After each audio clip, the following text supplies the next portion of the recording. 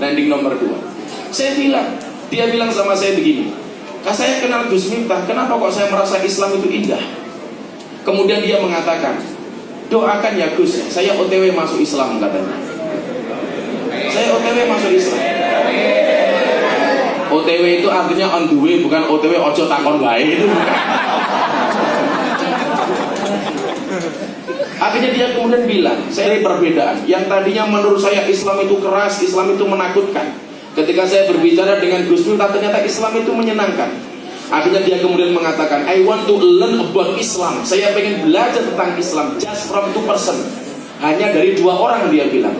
Dari siapa, Master? Saya bilang, from you and Cak Nun. Saya pengen belajar Islam dari Anda dan dari Cak Nun.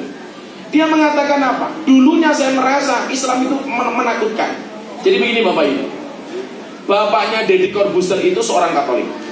Dia juga seorang Katolik.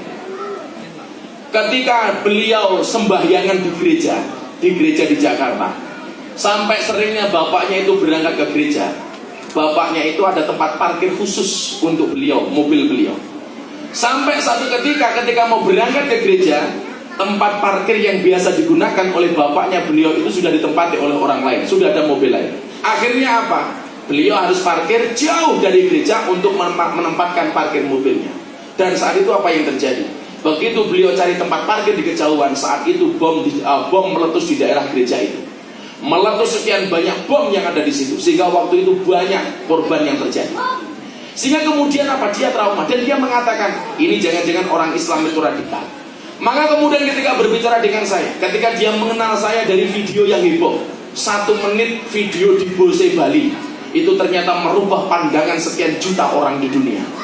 Saya mendapatkan undangan dari Belanda, dari Paujadi Belanda. Satu keluarga pengen mu'alaf melalui saya. Itu hanya gara-gara nonton 1 menit video yang viral dari Bose Bali.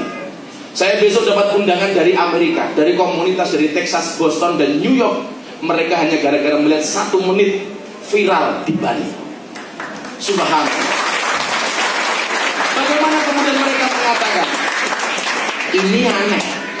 Aneh gimana mister? Saya kemarin dapat wartawan dari Reuters. Dari Reuters itu dari UK, United Kingdom, dari Inggris. Dia mengatakan, ini aneh.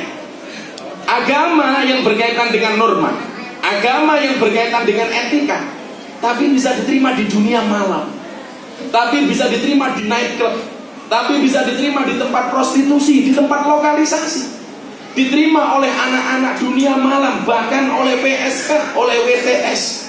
Yang kata orang Surabaya begengge Pak. Beli, kalau di Surabaya namanya begengge. Kalau di Jogja namanya lonte beli.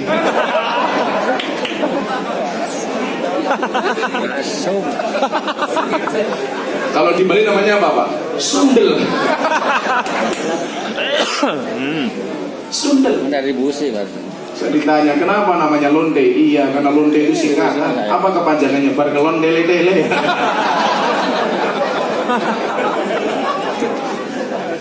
Sampai akhirnya kemarin saya dapat undangan dari Belanda. Saya masuk Belanda, ternyata panitianya kurang ajar juga.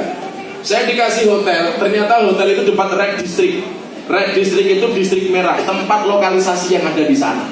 Begitu saya datang, gate-nya bilang sama saya, Gus Miftah mau lihat nggak? Matamu.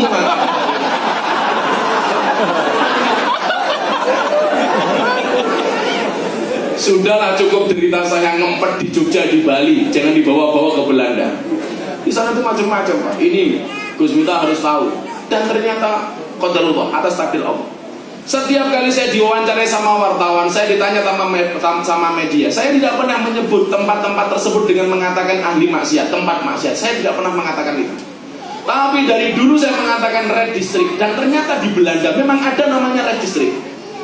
Ada lokalisasi di sana, bahkan ada live sex show. Hanya bayar 50 euro bisa nonton sak modari. Langsung panitianya bilang, mau saya traktir Gus? Subhanallah. Saya andilau antara dilema dan galau. Saya mau berangkat kok kiai, mau berangkat kok penasaran.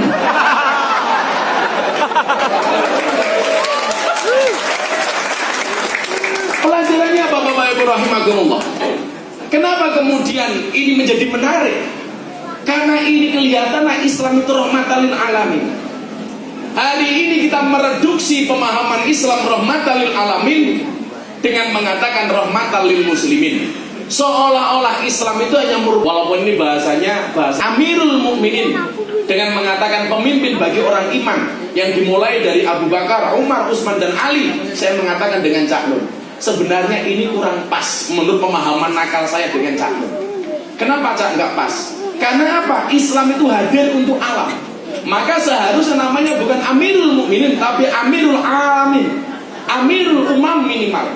Amir bagi semua umat yang ada di dunia. Karena begitu mengatakan Amirul Mukminin berarti kepemimpinan itu terbatas hanya untuk orang mukmin. Artinya apa? Pemahaman rahmatan lil alamin, Islam itu harus hadir di semua wilayah. Islam itu harus hadir di semua distrik. Islam tidak boleh baik hanya dengan orang Islam, tetapi Islam harus baik dengan mereka yang tidak beragamakan Islam.